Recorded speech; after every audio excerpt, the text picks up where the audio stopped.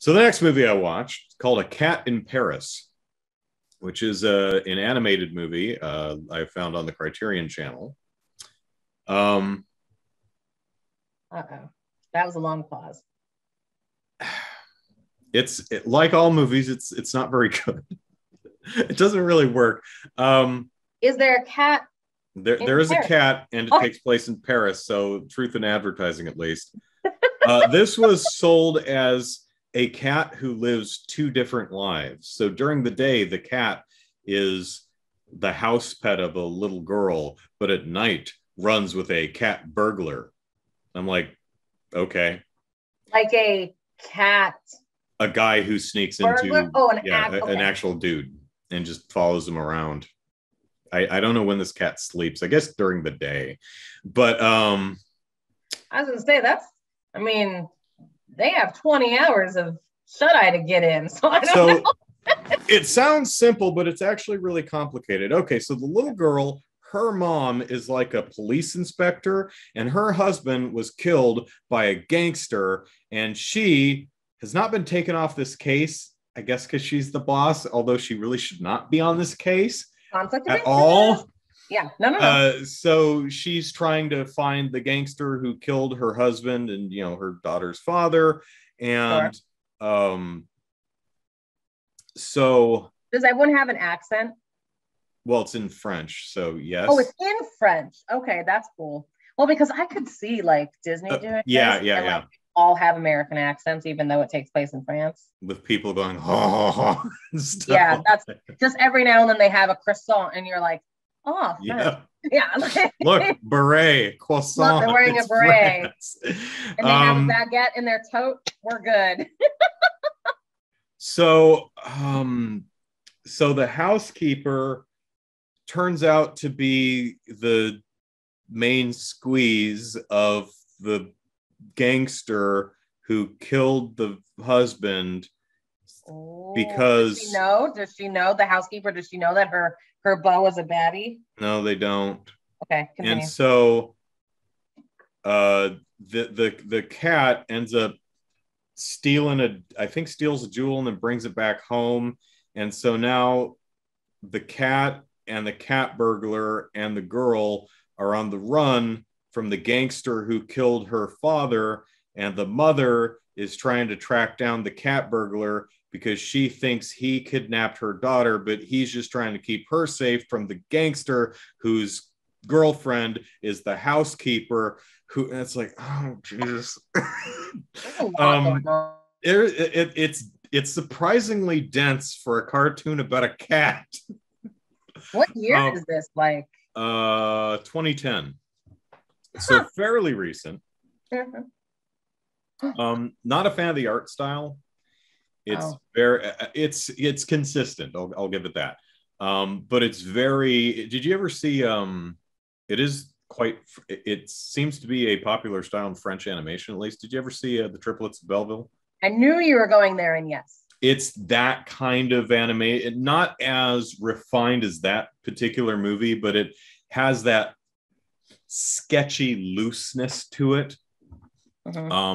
And real no interest in everyone's kind of a caricature rather than rendered in more realistically, which is fine. Again, there's nothing wrong with the style. Not a huge fan of it, but it's consistent throughout the movie, so nothing ever really goes off model or anything, so it's fine. It's short, so it's quick. That is a lot of plot, though. It's very dense, yeah, but the pace is kept up. Where it falls flat for me is the lack of tension, and I feel it lacks tension because the bad guys are so unbelievably bumbling and foolish that I'm not to me it eliminates all tension from the movie. Yeah, because it's kind of like being chased by the Three Stooges. They're chasing me, but what are they going to do, really? Pretend to poke you in the eyes. Jeremy also the story wraps up a bit too neatly for my taste. The mother falls in love with the cat burglar, and I guess they're going to get married now. And it's like, okay, she's like an inspector detective, and she's going to fall for a thief. Well, he's a nice thief. Okay. Yeah, I mean, he did save the little girl, so that goes a long way.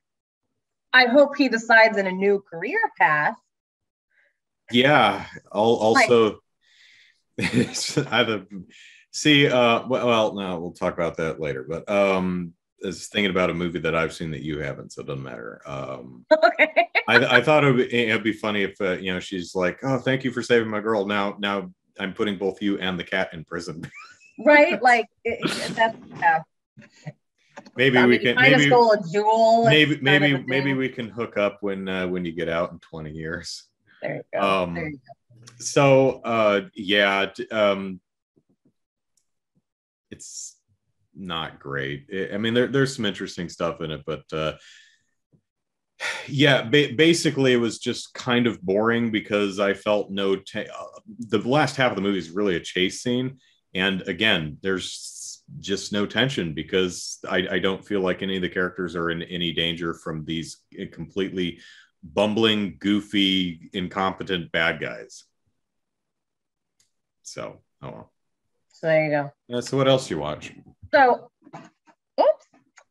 last time you and I chatted, which was last week, we talked about the difference between John Cena and The Rock as actors. Mm-hmm. And I was vehemently pro Rock. Not that I'm like against John Cena. I am not. John Cena has a character. He does that character gorgeously. He has amazing comic timing. And he being John Cena stays in character really, really well. Like he's a guy who does not break. And I get ultimate pleasure out of watching other people break when someone doesn't. But we're not here to talk about John Cena. We're here to talk about The Rock and how much I love him, and that I literally will watch any movie he's in. And I watched The Jungle Cruise. Right. I don't know if it's called The Jungle Cruise or just Jungle I think Cruise. It's just Jungle Cruise, but I'm not terribly sure. So I can also look that up. Due to the fact that this is a new-ish movie, I'm not going to give a lot away. Also, because let us face it, there's not a lot to give away. It's a Jungle Book or Jungle Cruise movie, so yeah. Yeah, I mean, like, think about what you think is going to happen. Yeah, just Jungle Cruise. No the. It is what there's no the. Okay. Is there a cruise? Is it in the jungle? There you go. So going into this movie, however, I was a wee skeptical in that, and I shouldn't be, because you think about these movies that Disney has churned out based on rides. And the Pirates of the Caribbean movie, the first one specifically, is one of my favorite movies of all time. I find it really good, nearly flawless. Nearly.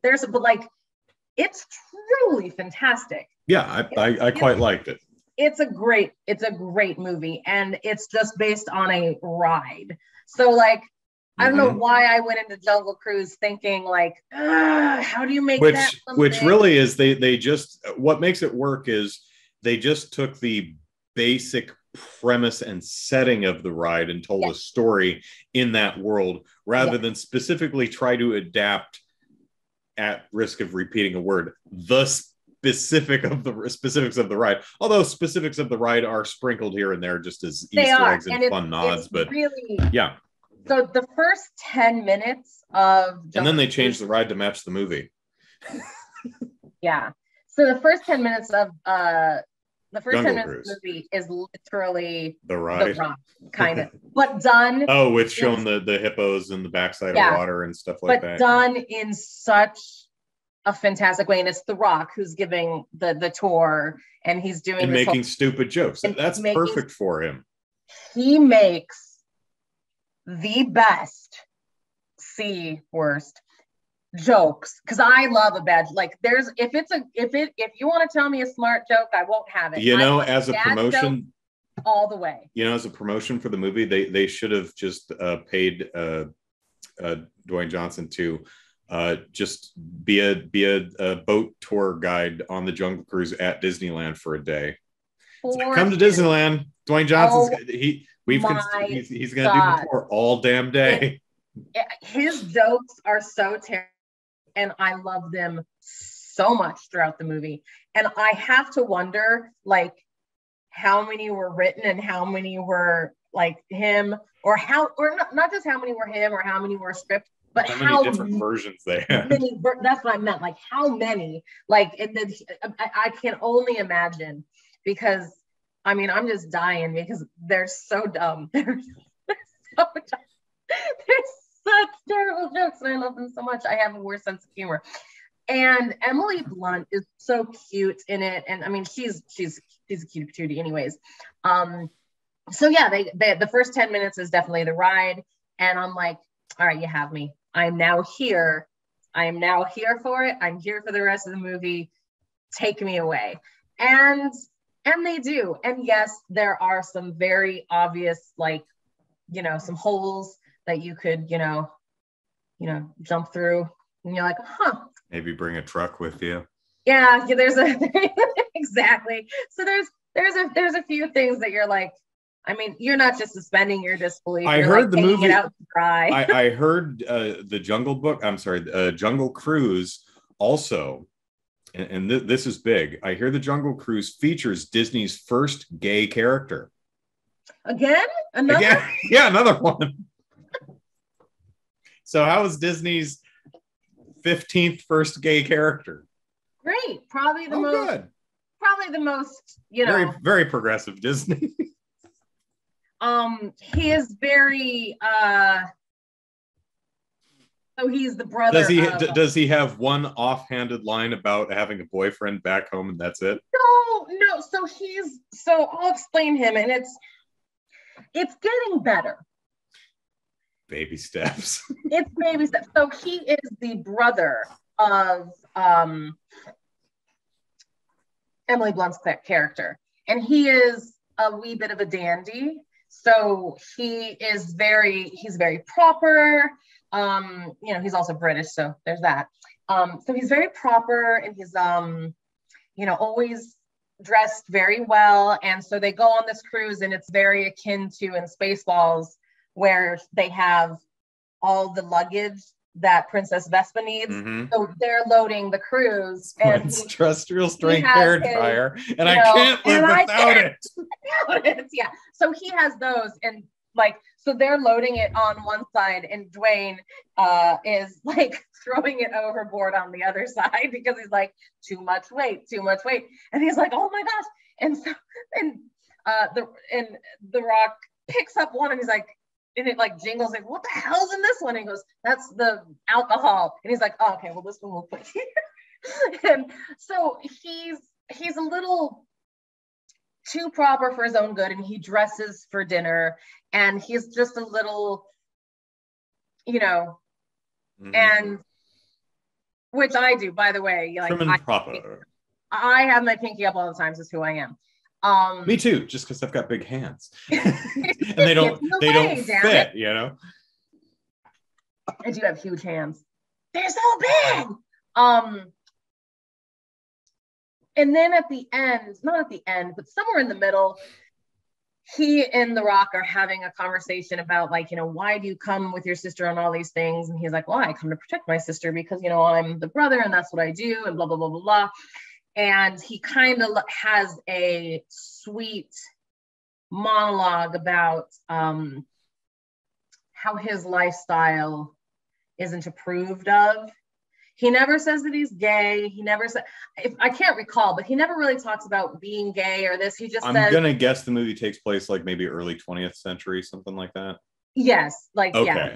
So he's like, it's so not a modern movie, all right. No, so he's like, it's just not, you know, my lifestyle choices were not agreed upon, and, you know, my sister was always there for me, and she didn't care, and she loved me, and our, you know, blah blah blah blah, you know, like our parents kind of didn't, and so like she stood by me while I was ostracized from, you know. Also, this gets me away from all that shit. So. And so I owe her this because she's the only person who's made me feel safe as who I am.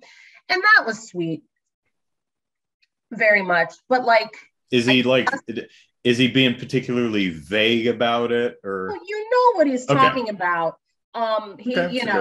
He's not like, yeah, well, sodomy. Well, no, that's not what I. That's not what I mean. But it is. I just want it to be everything that this character was without you realizing it the moment you see him. Because as someone who has friends who are every letter of the LGBTQIA plus, like, I know them all. I love them all. See, I have less friends than letters in that acronym, so yes, but it's not an acronym.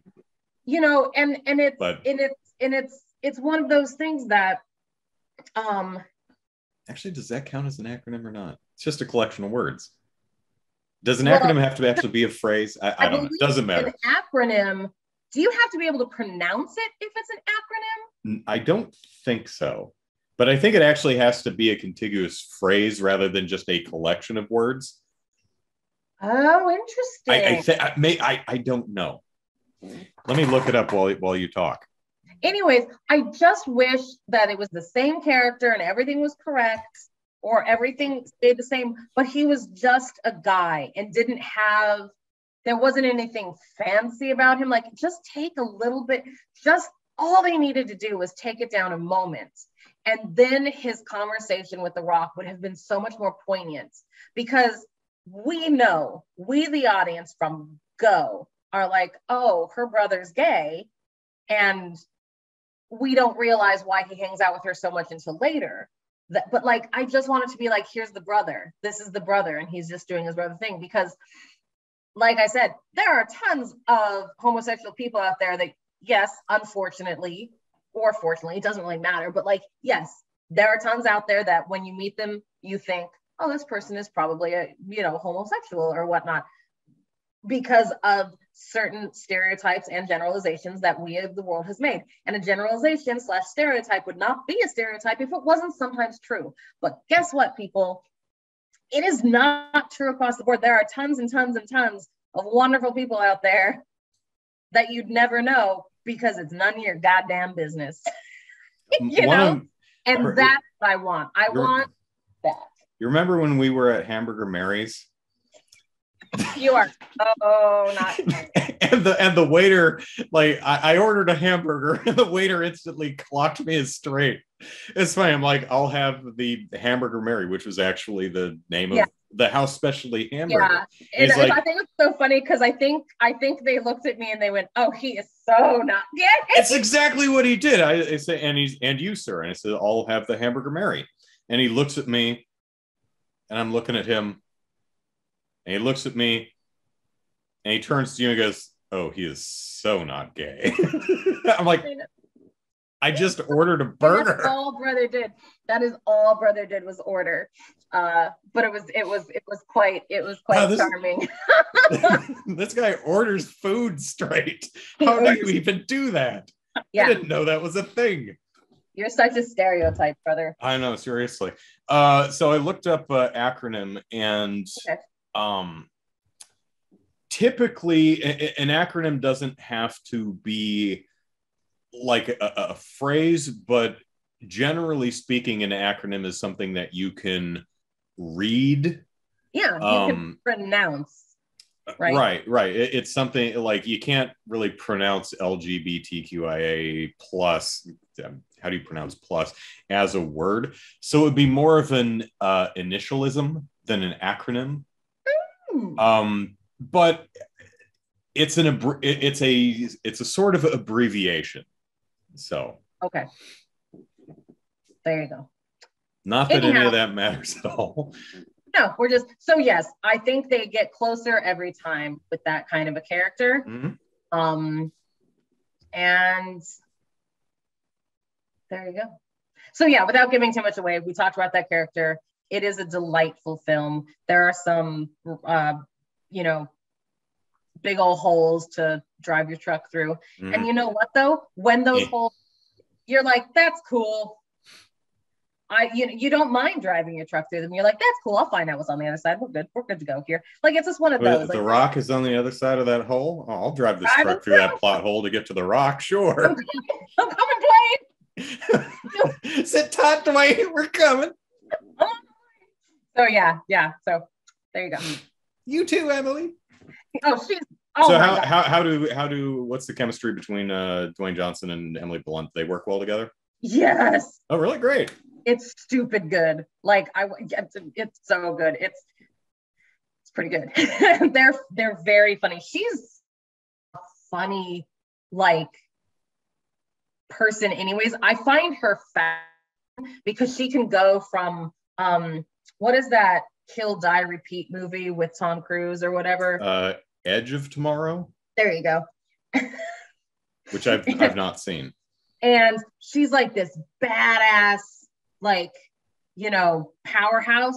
And then she can do this where she's still a badass because like she's swinging on vines and running on tree branches and like that. And you're like, yeah, you go, girl. But like she truly is just a funny, comical, like person that I find. I mean, I just find her so charming. Like that's the perfect word for her. And so they work super well together because he's Mr. Charisma and she probably is kind of Mrs. Like so in my head. And they play off of she's this tiny little thing that he can just be like, but he's a very large man. And it's not. Excuse me. Yeah. So it's cute. And he just, spoiler warning, he also stars in the third movie I watched this month. I kid you not. Like I forget what year it was, but the year that he did Rampage and that tower one, the one where he was the one that made no sense. Skyscraper or something. That one. I saw three, and then he was in something else that year and I saw all three of them. I'm like, if he's in I should look over his canon and see what I haven't watched of his, because although Tom Cruise is my, person that I would pick for like if you could only watch one actor's oeuvre, which I've said now twice in this. It's a fun word. It is such a fun word. Oeuvre. Tom Cruise, like I just love like just the list of them. The Rock is getting there, man. Give him another 20 years of space, and it might, because Skyscraper was a terrible, terrible movie, and I loved it. There you go. Okay, so I saw Venom. Wait.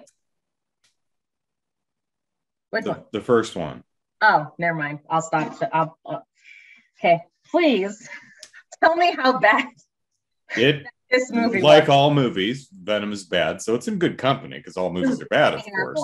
Dude, it's terrible. It's broken. I don't know for sure. I got the Blu-ray out of the red box because the DVD version, which was like 70 cents cheaper, was out. So I had to get the Blu-ray version. Got the Blu-ray out of the red box. That's right. So I watched all the special features, and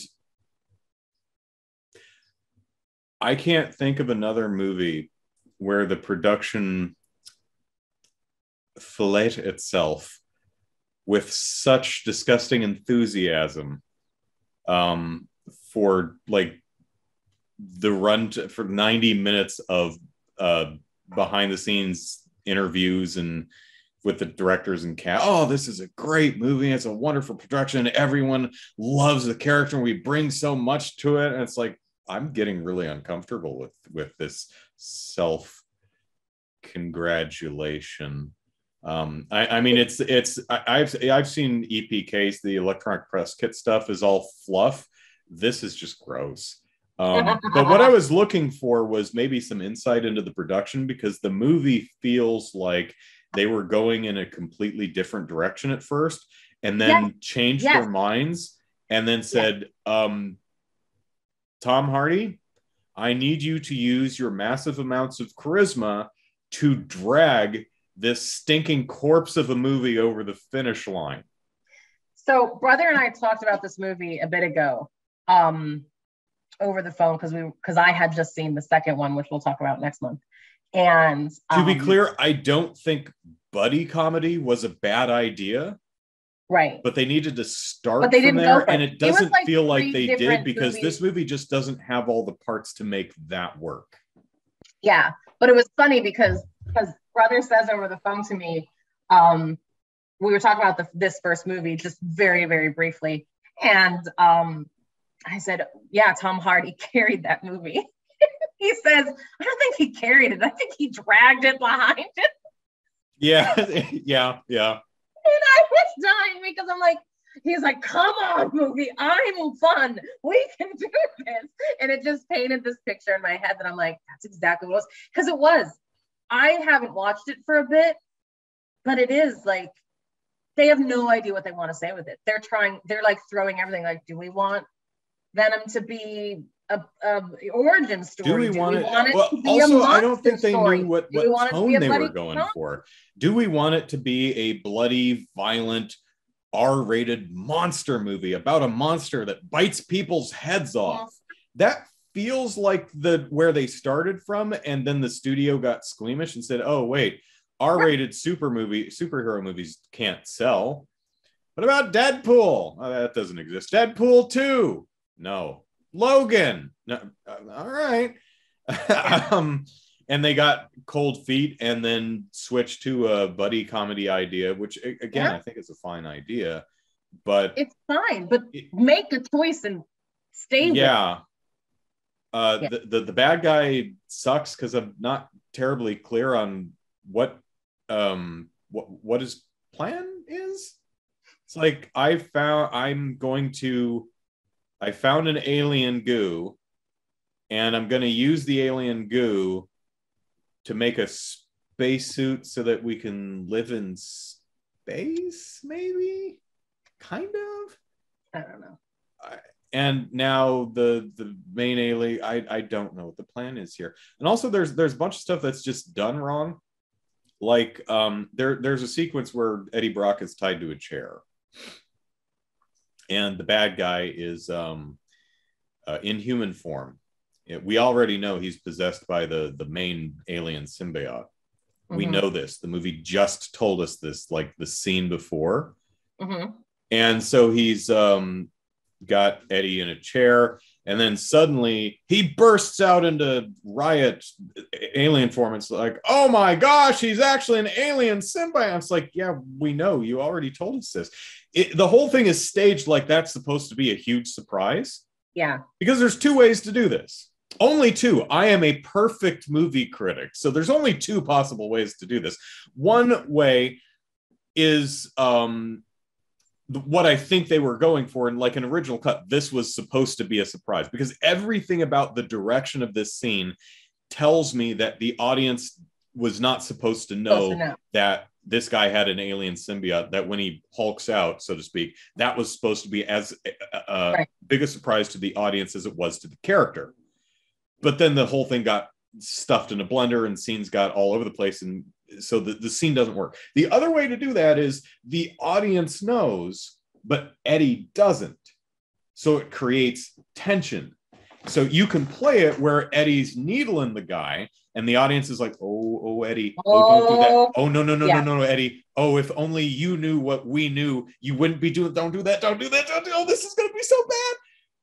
But they don't do that. No. It doesn't work. Yeah. There's a bunch of stuff that's payoffs that are not set up. For example, there's this whole thing where Venom, Eddie Brock says to Venom, he's like, so I thought you were going to raise the world. What made you decide to, stay and be a protector of Earth? And Venom says, you, Eddie, you made me decide. I'm like, no, he didn't. That's not in the movie. What the hell are you talking about? That's not a thing. You never set this up. Eddie didn't do a goddamn thing. You, Eddie, it was all you. What? What are you talking about? You got to film that and put it in the movie. It's a payoff without a setup, and that's I love my favorite part of the movie. Oh God, and you're laughing. So My favorite part of the movie is where Michelle Williams looks nearly dead in the camera and says, "I'm sorry about Venom." Like, oh no.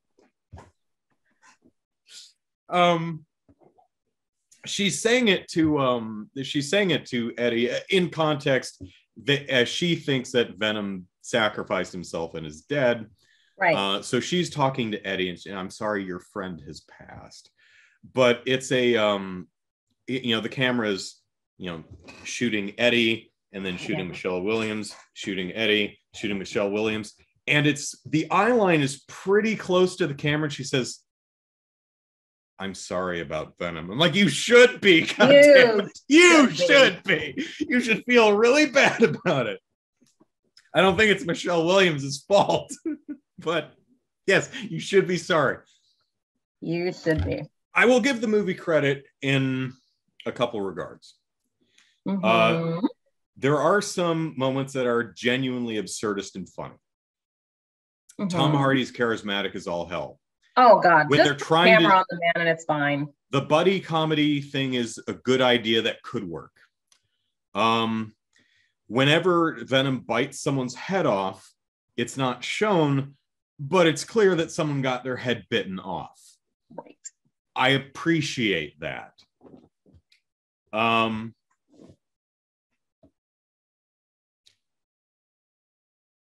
It's not very long. I appreciate that. It's only like 95 minutes. That's about it. Movie's bad. I'm sorry. I know a lot of people, I think, ironically enjoy it, and that's fine.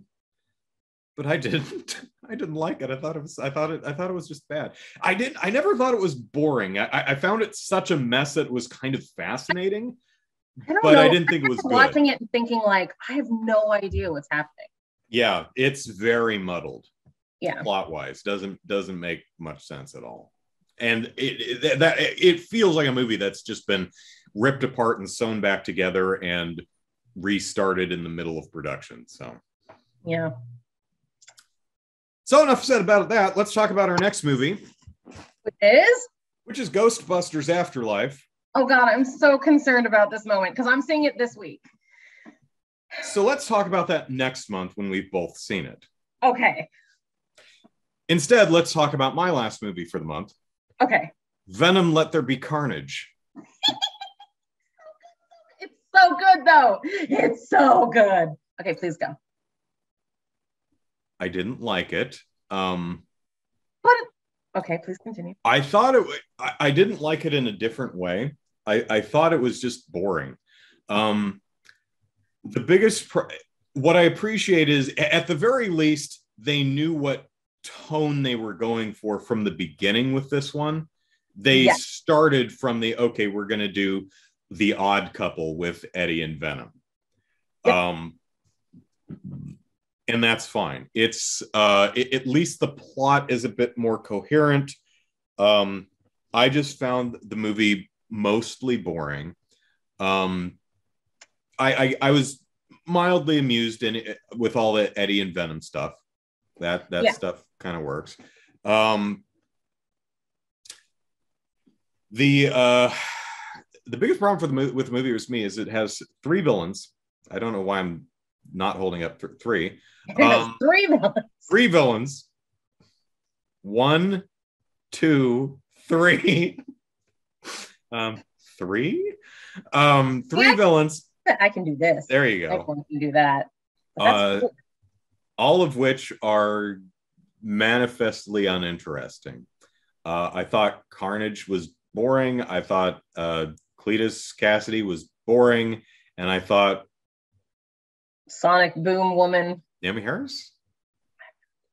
Who the hell's the Shriek? I think. I thought she was. I thought there was. That's what Carnage called her, was Shriek, but that's not what Cassidy calls her. She has Susan. Someone's got to be Susan at some point. One of these days. You'll be right. All right. IMDb, save me.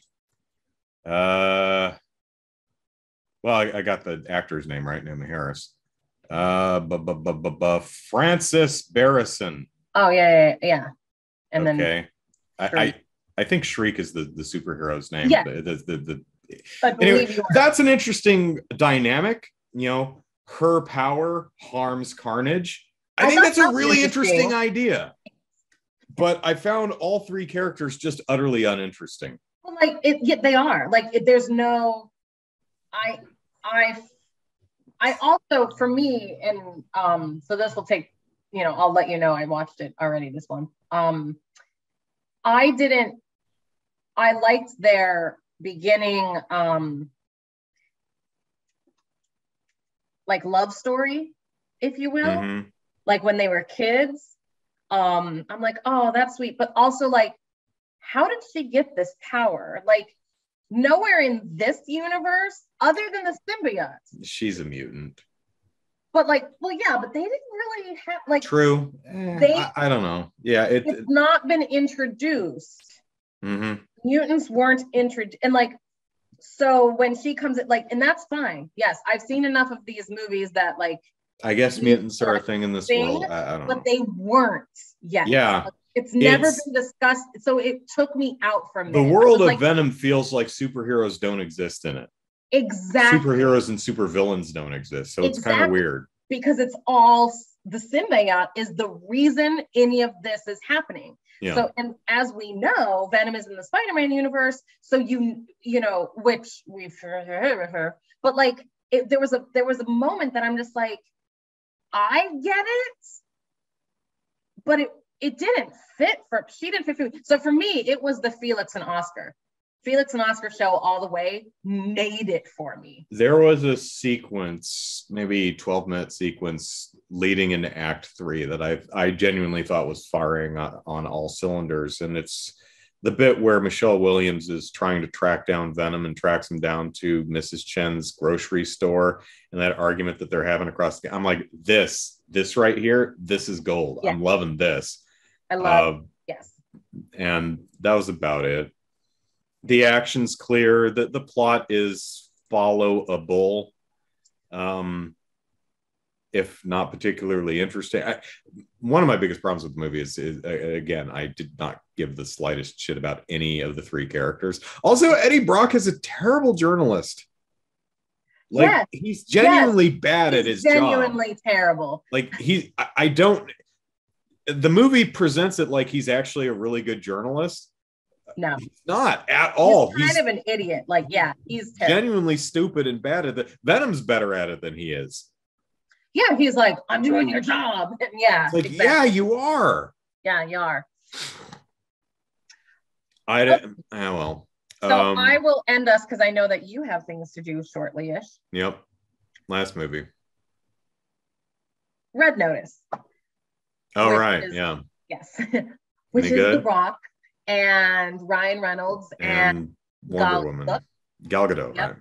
Who is sex on a stick. It literally is just the sexiest movie ever put on the screen. You're like, let's have this sexy person here. And we're going to hire 3 very sexy actors. Do you have a plot? Do we care? No? Okay. Cool. So it's good. I do recommend it. It is definitely a, if you like the new Ocean's movies and you like sneakers. It's like a heist movie, right? Yes, it's a heist movie. Like Hopscotch when he's always, it's Martin, not Martin, it's Lando. I'm sorry, Matthew. He's in The Odd Couple. He plays I know this is gonna annoy the heck out of me. Anyways, you'll think of it when I'm talking. Oh my god, Walter Matthau. Thank you. And I'm like, it's not. That's his last name. I'm like, Matthew's his last name, but it's not Matthew. Matthau, Walter Matthau. Yeah. So how they're always someone's a step ahead of this person, mm-hmm. and it's funny because they'll do a scene and you're watching the scene and then like later they'll go back to show it from the other one's angle and what they were doing to set up the next thing. Oh, fun. And it is quite fun. And so while the whole heist thing and, you know, who's ultimately the one who is planning ahead, who's ultimately the mastermind, who's ultimately gonna screw over who? Are they actually not going to screw over each other because like they've made this bond? Is there this and like how like so all of these like moving pieces and then them to go back and show the moving pieces, it works really well. It's really fun. And in the interim, you have Ryan Reynolds and The Rock basically just bantering the whole time, which again is a good time. Just throwing jabs at each other about stuff, and it's great. And then Gal Gadot comes in and wears a high slitted dress, and you're like, is it Godot or Godot? Do we know? Oh, it's a T. Oh, all right. If you pronounce the T, again, she hasn't personally told me. Yeah, I'll next time I have lunch with her, I'll ask how her last name is pronounced. Please, I mean, I know at this point it's like I'm Gal, sorry. how do you I know we've been friends for years, long. But how do you pronounce your last name? But anyways, she comes in a Gal does not know how to pronounce our last name either, so it's perfectly fair. That is true. She'd probably look me dead in the eye and go, Eisen. Yeah. Now I feel bad, Gal. You're making me feel bad. Just so you know, when the I is before the E, it has the E sound. When the E is before the I, it has the I sound. Stupid, but language. English. Well, I mean, unless you're talking about English phonetics, because EI makes 3 sounds and none of them are I, but it's German, so that's what I meant in like the other way. So anyway, because they make an A sound, right? And you're like, why do you have an E and an I to make an A sound? So that we can spell neighbor, of course. This is all true. It's new. It's on Netflix, I believe. Yeah. Thank you. I'm like, it's on one of those services. So because it's new, I'm not going to get to plot, but I will let you know. The ride is quite something, which will bring me seamlessly into that's the one that I'm going to promote for November. So your recommended for November movies is Red Notice. Yes, I think it has the least amount of holes to drive trucks through, the most charisma of all of the togethernesses, and